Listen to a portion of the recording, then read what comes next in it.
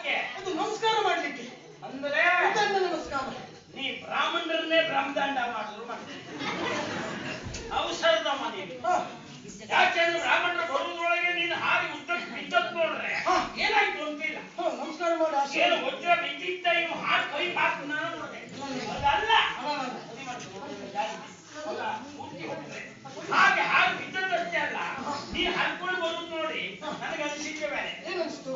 ಸರಿಸ್ರಪ ಇತಿ ಸರ್ಪ ಇವುದೆಲ್ಲ ಅದೇ ಅಂತೇಳಿ ಸ್ವಲ್ಪ ಅಂತ ಹಾಗೆ ಬಂದು ಬ್ರಾಹ್ಮಣರ ಕಾಲು ಹಿಡಿದು ಯಾರು ಮತ್ ನಾಗ ಅಡ್ಡಿ ಬಿದ್ದು ಬ್ರಾಹ್ಮಣ ಆದ್ರು ಅದೇ ಅವಸರ ಬೇಡ ಅಂತದೇನಿಲ್ಲ. ಅದೇನಿಲ್ಲ. ಇದು ವಿಷಯ ಏನು ನಿಮ್ಗೆ ಇನ್ನೂ ವಿಷಯ ಗೊತ್ತಾಗಿಲ್ವಾ?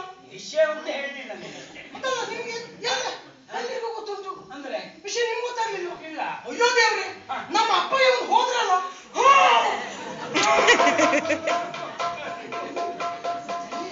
ಶಿವ ಶಿವ ಎಂತ ಭಾಗದ ಹೇಳ್ಬಿಟ್ಟು ಪುಣ್ಯಾತ್ಮ ನಮ್ಮ ಹೆಮ್ಮೆಯ ಮಂತ್ರಿಗಳು ಒಂದೆರಡು ಯೋಜನೆ ಎಲ್ಲ ಅವರು ಹಾಕೊಂಡದ್ದು ಎಲ್ಲ ಜನರಿಗೆ ಎಷ್ಟೆಲ್ಲ ಆಶ್ವಾಸನೆ ಕೊಟ್ಟಿದ್ರು ನೆರವೇರಿಸುವುದರೊಳಗೆ ಹೋಗ್ಬಿಟ್ರಲ್ಲ. ಇಂಥ ಸ್ಥಿತಿ ಬಂದೋಯ್ತು ನಮ್ಗೆ. ಎಂತವ್ರನ್ನ ಕಳ್ಕೊಂಡಾಯ್ತಪ್ಪ. ಎಂತೆಂಥವರೆಲ್ಲ ಏನೂ ಆಗುದಿಲ್ಲ. ಇಂಥವ್ರಿಗೆಲ್ಲ ಹೀಗಾಗ್ತದೆ ಅಂದ್ರೆ ನಮ್ಮಂತ ನೀವು ಕೃಮ್ಯರು ಯಾಕೆ ಹಾಕಿದ್ದೀರಿ? ನೀವು ಕೃಮ್ಯರು ಯಾಕೆ ಹಾಕಿದ್ದೀರಿ? ಯಾರು ಶಾಸ್ತ್ರ ಇರ್ಲಿಲ್ಲ? ಅಪ್ಪಯ್ಯ ಹೋದ್ರು ಅಂದಿ ಅಲ್ಲ.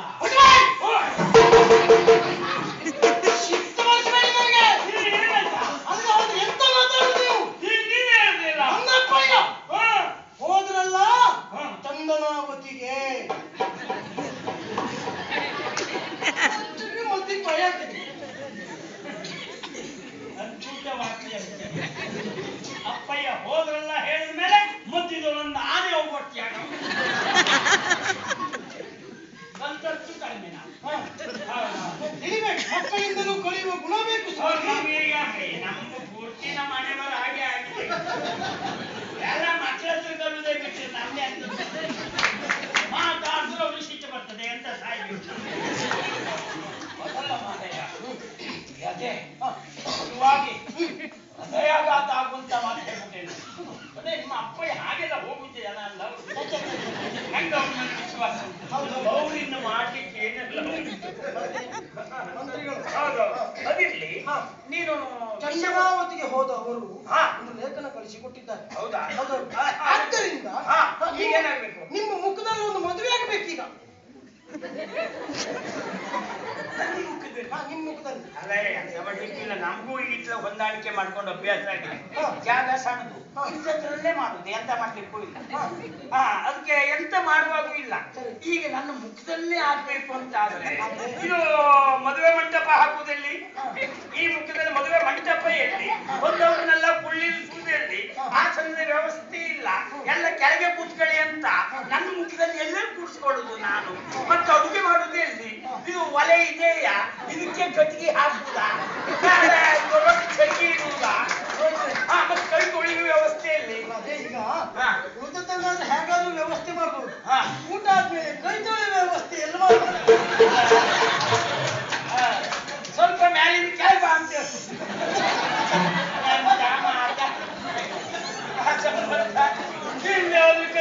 ಕೈ ತೊಳಿಲಿಕ್ಕೆ ಜಾಗ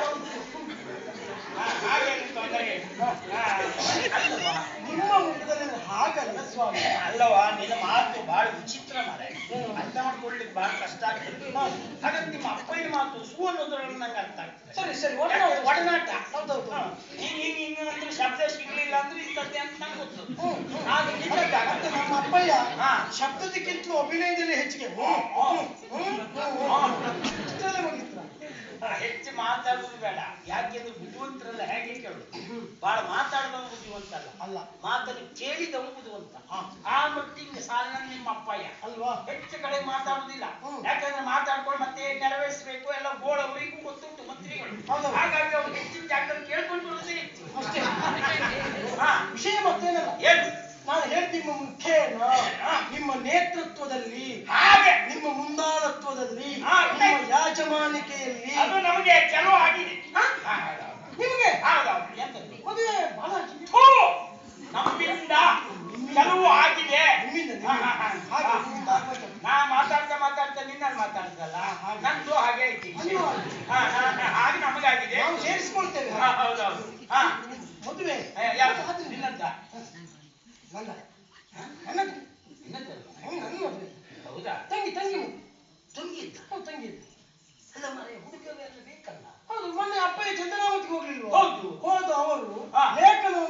ನನಗೆ ಕಳುಹಿ ಕೊಟ್ಟಿದ್ದಾನೆ. ಲೇಖನ ಹೌದೌದು, ಲೇಖನ ತಂದವ. ಅವನಿಗೆ ಕೊಟ್ಟು ಮದುವೆ ಮಾಡು. ರಾಚಾರ ನಾನು ಒಬ್ಬ ಮಂತ್ರಿಗಳ ಮನೆ ತಂದ ಪುರೋಹಿತ, ನಾನಿನ್ನು ಜೀವಂತ ಇದ್ದೆ. ನಿಮ್ಮ ಹತ್ರ ಆಗದೆ ಹೋದರೆ ಅವಳಿಗೆ ಯೋಗ್ಯ ಹುಡುಗನನ್ನ ನಾನು ಹುಡುಕ್ತಿದ್ದೆ. ಎಂತದ್ದ ಇದು? ಮನೆ ಮನೆಗೆ ಲೇಖನ ಹಂಚುವವರಿಗೆಲ್ಲ ಮಂತ್ರಿಗಳ ಮಗಳು ಕೊಟ್ಟು ಮದುವೆ ಮಾಡ್ತೀರಿ ಅಂತ ಆದ್ರೆ ಗೌರವ ಮರ್ಯಾದೆ ನನಗೆ ಬರ್ತದೆ ಪ್ರಶ್ನೆ. ಏನೆಲ್ಲ ಮಾತಾಡ್ಬೇಡಿ ನೀವು, ನನಗೆ ಏರ್ತದೆ ಈಗ. ನಿಮ್ಗೆ ಏರುವುದಲ್ಲ, ನಿನ್ನ ಅಪ್ಪಗೆ ಏರಿದಾಗೆ ಉಂಟು ನಾವು. ಹಾಗಲ್ಲ ಸ್ವಾಮಿ, ಅವ ಲೇಖನ ತಂದು ಕೊಟ್ಟದ್ದು ಹೌದಾದ್ರು ಮನೆ ಮನೆಗೆ ಲೇಖನ ಹಂಚುವ ಅಲ್ಲ. ಚಂದನಾವತಿಯ ದೊರೆ ಅವ. ಚಂದ್ರಾವತಿ ದೊರೆಯೇ ಲೇಖನ ಹಿಡ್ಕೊಂಡು ಬಂದದ್ದು. ಮನೆ ಮನೆಗೆ ಆಗಿದ್ರು ಯೋಗ್ಯ. ಆ ಹುಡುಗನಿಗೆ ನಿಮ್ಮ ತಂಗಿ ಕೊಟ್ಟು ಇದು ಮಾರಾಯ. ಈ ವಿಷಯ ಅಲ್ಲಿ ಗೊತ್ತಾ? ಈ ಪುರೋಹಿತರು ಕಟ್ಕೊಂಡ್ರೆ ಆಗುದಿಲ್ಲಪ್ಪ. ಏಪ್ಪ ಇಲ್ಲ, ಬರುವಷ್ಟು ಬೇರೆ ಮಾಡ. ಬೇರೆ ಮಾಡುದಲ್ಲ ಸ್ವಾಮಿ, ಎಂತ ಮಾತಾಡ್ತೀರಿ ನೀವು? ಮತ್ತೆ ಮದುವೆ ನನ್ನ ತಂಗಿದು. ಹೌದು, ಆ ಹುಡುಗನಿಗೆ ಯಾಕೆ ಹೇಳ್ಬೇಕು ನಾವು? ಒಂದು ಅದ್ಭುತ ಕುಟುಂಬ ಮಾರಾಯ. ಒಂದು ಸಾಮಾನ್ಯ ಜ್ಞಾನ ಇಲ್ಲ ನಿಮಗೆ. ಹೆಂಗ್ ಸಾಮಾನ್ಯ ಜ್ಞಾನ ಇಲ್ಲ? ಯಾಕೆಂದ್ರೆ ನಾನು ಪಾಠಶಾಲೆಗೆಲ್ಲ ಕಲ್ತದ್ದು ಸುಮ್ಮನೆ ಆಯ್ತು. ನಿನ್ನ ಶಾಲೆಗೆ ಮಾಡ್ತೇನೆ ಯಾವ್ದು ಎಲ್ಲಿ ಕಲ್ತಿ? ಹಿಂದೆ ಹೋದರೆ ಕೊಡುವುದು ನನ್ನ ತಂಗಿಯನ್ನು, ಅವನಿಗೆ ಹೇಳುವುದಕ್ಕೆ. ಕೊಡುವುದು ಯಾರಿಗೆ? ಅವನಿಗೆ ಕೊಡುದು. ಮತ್ತೆ ಪಾಪ ಹೆಣ್ಣಿನ ಕಡೆ ನೀವೇ ಇಷ್ಟ ಹಾಕೊಂಡು ಅವನಿಗೆ ಕೊಡು ಹೇಳಿದ್ರೆ ಅವ ಏನ್ ಹೇಳ್ತಂತ ನಿಮ್ಗೆ ಗೊತ್ತಾ? ಇಲ್ಲ, ಕುದುರೆ ಕಟ್ಟು ಹೊಳೆಗೆ ಹಾಕಿ ನಮ್ಗೆ ಅಗತ್ಯ ಇಲ್ಲ ಅಂದ್ರೆ ಅಷ್ಟೇ ಅಲ್ಲ. ನಿನ್ನ ಯಜಮಾನ್ಕಿ ಇದೇ ರೀತಿ ಆಗ್ಬಾರ್ದು. ಯಾವ್ದಕ್ಕೂ ಹುಡುಗನಿಗೆ ಮೊದ್ಲೇ ಅದು ಯಾವ ಕಾರಣಕ್ಕೂ ಅಂತದ್ದು ಆಗ್ಬಾರ್ದು. ಸಂಬಂಧದಲ್ಲಿ ಜಾಗ್ರತೆ ಮಾಡ್ಬೇಕು. ಸರಿ, ಹುಡುಗನ ಕರೆಸು ಇದ್ದರೆ. ಅವಿದ್ದಾನೆ, ಇದ್ದಾನೆ, 420 ಹೆಚ್ಚಿದ್ದೆಲ್ಲ ಮುರಿದಾಗಿತ್ತು ಮರೆ. ಅಲ್ಲಿ ಹಾಕೊಂಡ್ರೆ ಮತ್ತೆ ಆ ಯೋಗ್ಯತೆ ಬೇರೆ ಇಲ್ಲ, ಸ್ವಂತದ್ದೇ ಕೊಟ್ಟಿದ್ದೇನೆ.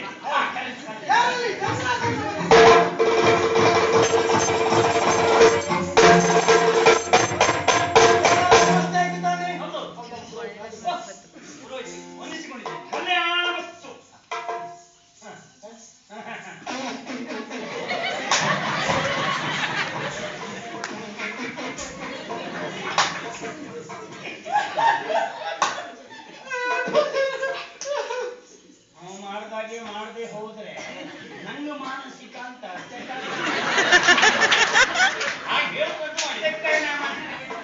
ಎಂತೊಂದು ಅಮೃತಕ್ಕೆ ನನ್ನ ವಿಷಯ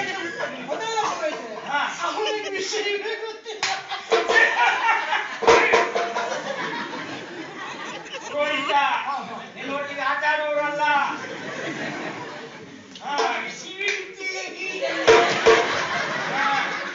ನಮ್ಮ ಗೌರವ ಮರ್ಯಾದೆ ಪ್ರಶ್ನೆ. ನೀವು ಒಳ್ಳೆ ಹುಡುಗ, ಪ್ರಶ್ನೆ ಬೇರೆ. ಹಾಗಂತ ನೀನು ಸಣ್ಣಿರುವಾಗಲೂ ನಾನು ಕಿವಿ ಇಟ್ಟಿದ್ದೆ. ಈಗ ನಂಗೆ ಯಾವುದು ಹಿಡಿಲಿಕ್ಕೆ ನಾನು ನೀ ಹೇಳ್ದೆ ಪಾಪ ಅವ್ರಿಗೆ ಗೊತ್ತಾಗುದೇ. ಅದಕ್ಕೆ ನನ್ನ ಅಗಾಡು ವಿಷಯವಾ? ಹೌದಲ್ಲ? ಮತ್ತೆ ನೀ ಹೇಳ್ಬೇಡವಾ? ಪಾಪ ಅವ್ರಿಗೆ ಒಂದು ನಿನ್ನ ಪರಿಸ್ಥಿತಿ ಅಷ್ಟೇ. ಮತ್ತೇನಲ್ಲ ಸ್ವಾಮಿ, ನಮ್ಮೂರಿಗೆ ಬಂದವರು ನೀವು.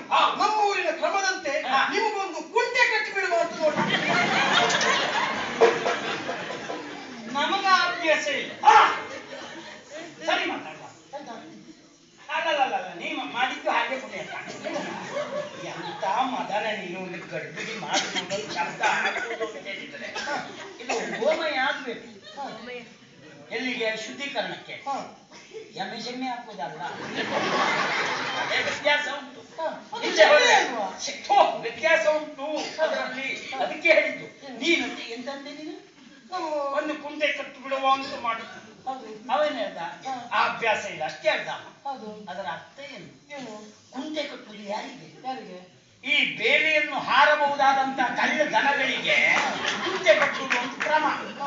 ಅವ ಅದೆಲ್ಲ ಬುದ್ಧಿವಂತಿದ್ದ, ಹೆಚ್ಚು ಮಾತಾಡಲಿಲ್ಲ, ಆ ಅಭ್ಯಾಸ ಇಲ್ಲ. ಒಂದು ಕಳ್ಳ ದನಗಳ ಒಟ್ಟೊಟ್ಟು ನಾವು ಕೇಳ್ತು ಇದ್ದಾಗ ಒಂದು ಎದುರಿಗೊಂದು ಹಿಂದೊಂದು ಮಾತಾಡಿ ನೀವು. ನಾನು ಏರ್ತದೆ ಮತ್ತೆ ನೀನು ಹೇಳ್ಕೊಂಡೇ ಏರ್ಸು, ಮೊದಲೇ ಅಲ್ಲದೆ ಹೋದ್ರೆ ಇದಕ್ಕೆ ಕಾರಣ ನೀವೇ. ನೀವೇ ಕಾರಣ.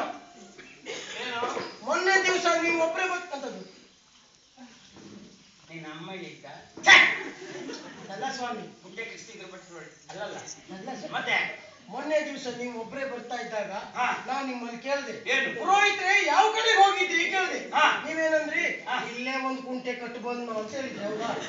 ಆದ್ರಿಂದ ನಾನು ಅಲ್ಲಿ ಕುಂಟೆ ಕಟ್ಟು ಬಂದೆ. ಏನ್ ದೇವ್ರೇ, ಇದೆ ತಪ್ಪು ನಂದೆ. ಯಾಕೆಂದ್ರೆ ಶಬ್ದ ಭಾವ ಎಲ್ಲ ಅರ್ಥ ಇದ್ದಾಗ ನಿನ್ನಂತವನು ಕೂಡ ಹೇಳಿದ ತಪ್ಪೆ. ಆದ್ರೂ ಒಂದು, ನೀ ಯಾವ ಸ್ಥಾನದಲ್ಲಿದ್ದವನು ಪ್ರಜ್ಞೆ ಉಂಟ ನಿನಗೆ? ಏನು? ಯಾವತ್ತು ಪ್ರಾದೇಶಿಕ ವಾಡಿಕೆ ಭಾಷೆ ಬೇರೆ, ಅದು ಪ್ರತಿ ಪ್ರದೇಶಕ್ಕೆ ತಕ್ಕಾಗಿ ಅದರ ಅರ್ಥ ಬೇರೆ ಆಗ್ತದೆ. ಹಾಗಿದ್ರೆ ಸಾರ್ವತ್ರಿಕವಾಗಿ ಒಪ್ಪುವ ಭಾಷೆ ಅಂತುಂಟು, ಅದನ್ನ ಆಡ್ಬೇಕಾದ ನಿಮ್ಮಂತವ್ರು ಅಲ್ವಾ? ಒಂದು ಬಿಟ್ಟು ಗಂಡ ಕುಂಜೆ ಕಟ್ಟಿದ ಅದೆಲ್ಲ ಹೇಳುದ? ಇನ್ನು ಕಳುದ್ರೊಳಗೆ ಕೆಲವು ಇಂಥದ್ದು ಆಗ್ತದ ಅಂತ. ಆಗ ಸರಿ ಮಾಡಿ ಹೇಳು. ಸ್ವಾಮಿ, ನಿಮಗೆ ಒಂದು ಮದುವೆ ಮಾಡುವ ಅಂತ. ಮದುವೆ? ಅಲ್ಲ, ನನಗೆ ಆಶ್ಚರ್ಯ ಮತ್ತೆಂತದಲ್ಲ. ಏನು? ಗುಟ್ಟಿನ ಲೇಖನ ಅಂತ ಹೇಳಿದ್ದಾರೆ ನಿಮ್ಮಪ್ಪ. ಗುಟ್ಟಿನಲ್ಲಿಯೇ ಓದಬೇಕು ಅಂತ. ಈಗ ಗುಟ್ಟಿನಲ್ಲಿ ಮದುವೆ ಅಂತ ಹೇಳಿದ್ರೆ ನನ್ನ ತಂಗಿಯೇ ಕೊಟ್ಟು ಮದುವೆ ಮಾಡುದು. ಆದ್ರೂ ಒಮ್ಮೆ ಒಂದು ಹೆಣ್ಣನ್ನು ನೋಡ್ಬೇಕು. ಹೌದಾ? ಹೌದಾ? ಅಲ್ಲ, ಅವನು ಹೇಳಿ ಸರಿ ಉಂಟು. ಹೌದು. ಯಾಕೆ ಹೇಳಿ? ನಿಮ್ಮಂತ ಪ್ರಾಜ್ಞರಾಡಿದ ಮಾತಿಲ್ವೇ? ಏನು? ಸಂಶಯಾತ್ಮ ಬೇಡ ಬೇಡ ಬೇಡ ಬೇಡ ಬೇಡ. ಸುಮ್ಮನೆ ಪ್ರಾಜ್ಞರು ಹೇಳಿಕೊಂಡು ಈ ಪಾಪ ಅಸಂಬದ್ಧ ಹೇಳ್ಬೇಡ. ಸಂಶಯ ಆತ್ಮ ವಿನಶ್ಯತಿ. ಕೊಡ ವಿಷಯ ಮತ್ತೆ ಯಾಕೆ ತಗೊಳ್ಳಿ ಗೊತ್ತಿಲ್ವಾ? ಅದಕ್ಕೆ ಅವ ಹೇಳಿದ ತಪ್ಪಲ್ಲ ಹೇಳಿಕ್ಕೂ ಕಾರಣ ಉಂಟು. ಏನು? ಹೆಚ್ಚಿನ ಮದುವೆ ಎಷ್ಟೋ ಕಡೆ ಇಂಥದ್ದು ಅನಾಹುತ ಆಗಿದೆ. ಏನಾಗಿದೆ? ಯಾಕೆ ಅಂತ ಹೇಳಿದ್ರೆ, ಈ ಮದುವೆ ಮನೆಯಲ್ಲಿ ಏನ್ ಮಾಡ್ತಾರೆ ಅಂತ ಆದ್ರೆ, ಅಕ್ಕ ತಂಗಿ ಇದ್ರೆ ಎಲ್ಲಿ ಹೊರಗೆ ಅಂತ ಹೇಳಿದ್ರೆ ಸರಿ ಇದ್ದವ್ರು ತಂಗಿ ಆದ್ರೆ ಹೆಣ್ಣನ್ನು ತೋರ್ಸೋರು ತಂಗಿ ತೋರ್ಸೋದು. ಅಕ್ಕನಲ್ಲಿ ದೌರ್ಬಲ್ಯ ಇದ್ದರೆ ಅಲ್ಲಿ ತೋರ್ಸ್ಲಿಕ್ಕಿಲ್ಲ, ಅವ್ರು ಬಿಟ್ಟು ಸರಿ. ಕೊನೆಗೆ ಅವ ಕುಂಟನೆಲ್ಲ ಹಾಕಿ ಪಾಪ ಮದುವೆ ಮನೆ ಮದುವೆ ಮಾಡಿಸ್ಕೊಡುದೇ ಅಂತ ತಂಗಿ ಬಿಟ್ಟು ಅಕ್ಕನ ಮದುವೆ ಮಾಡ್ತದೆ. ಸರಿ. ನಡೆಯುವಾಗ ಗೊತ್ತಾಗ್ತದೆ ಒಳಗುಟ್ಟು. ಹೇಗೆ? ತಕದಿನ್ನತ್ತು ನಿನ್ನ ತಕದಿನ್ನತ್ತು. ಹಾಗೆ ಇಂಥ ಸ್ಥಿತಿ ಇರುವುದು. ಆದ್ದರಿಂದ ಹುಡುಗಿ ನೋಡದೆ ಸರಿಯಲ್ಲ ಎನ್ನುವುದು ಅವನ ನಿರ್ಣಯ. ಅದು ಹುಡುಗಿ ನೋಡ್ಬೇಕು, ನೋಡ್ಬೇಕು. ಅದಕ್ಕೆ ಯಾಕೆ ಯೋಚನೆ ಮಾಡ್ತೀರಿ? ನನ್ನನ್ನು ನೋಡಿದ ಮೇಲೆ ನನ್ನ ತಂಗಿ ನೋಡುದೇ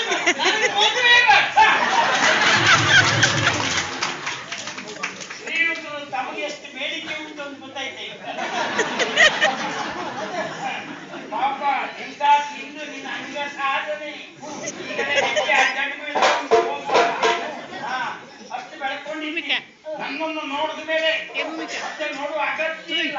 ಹೌದು, ಅವಳಿಗೂ ಪಾಪ ಇವನಾಗೆ ಇಲ್ಲ.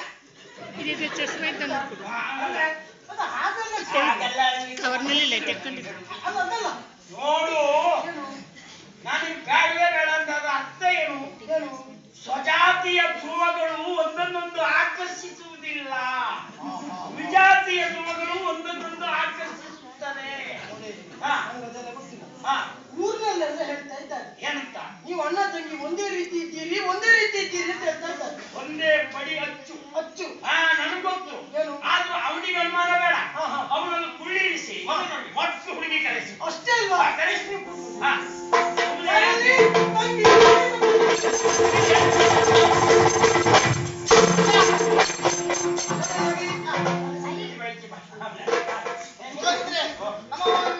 ಶ್ರೇಯೋಸ್ತು.